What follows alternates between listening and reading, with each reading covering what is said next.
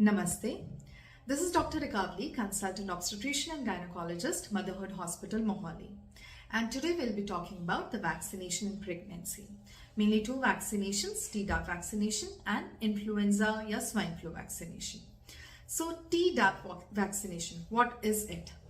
T stands for tetanus, diphtheria and pertussis. ये कुछ fatal diseases हैं of the newborn, जिसकी प्रोटेक्शन हमें मिल जाती है अगर प्रेगनेंसी में प्रेग्नेंट लेडी को हम इसका इंजेक्शन लगाएं. टू गो इन डिटेल, जब भी आपको चोट लगती है, आपकी मदर कहती है कि टेटनस का इंजेक्शन लगाना जरूरी है because there is a bacteria in the soil जो एब्रेजन्स के थ्रू आपकी स्किन में एंटर कर जाता है and it reaches the brain, causes coma, seizures, paralysis. Diphtheria again एक बैक्टीरिया के थ्रू होता है जो रेस्पिरेटरी या एयरबॉर्न मोड से आपकी बॉडी में एंटर करता है. It affects your lungs, it affects your heart, it also affects the brain. Pertussis, also known as whooping cough, again respiratory track से ये आपकी बॉडी में एंटर करता है. It leads to severe cough, it damages your lungs. There is a high fatality अगर आपको pertussis का infection हो जाए. एंड यस, आज की डेट में भी around 40,000 people in India, the newborn infants suffer from pertussis infection. अब प्रेगनेंसी में ये इंजेक्शन देना क्यों जरूरी है? इसके 2-3 कारण हैं. फर्स्ट ऑफ ऑल, प्रेगनेंसी में इम्यूनिटी ऑलरेडी लो होती है, सो अगर ये इन्फेक्शंस हो जाए प्रेग्नेंट लेडी को, सो उसके लिए भी कोप अप करना मुश्किल है. देन प्रेग्नेंट लेडी एंटीबॉडीज बनाती है which goes through the placenta into the baby and make sure कि बेबी को ये इन्फेक्शन ना हो 6 मंथ्स तक. सो इसलिए भी ये बहुत ज्यादा इंपॉर्टेंट है. Tdap वैक्सीनेशन कब दिया जाता है? From 27 to 36 weeks, anytime it can be given. It is a pre-filled syringe दिया जाता है. And I prefer to give it between 27 to 31 weeks क्योंकि थोड़ा टाइम और मिल जाता है for the antibodies to form and transfer into the baby.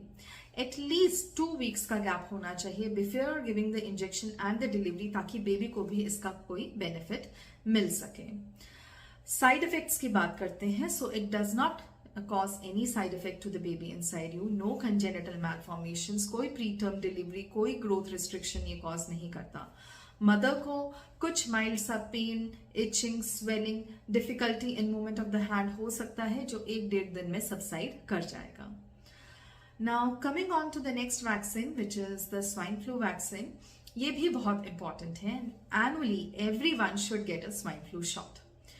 H1N1, influenza, swine flu, ये सभी एक ही बीमारी के नाम हैं. रेस्पिरेटरी ट्रैक्ट से ये इन्फेक्शन हमारे अंदर एंटर करता है.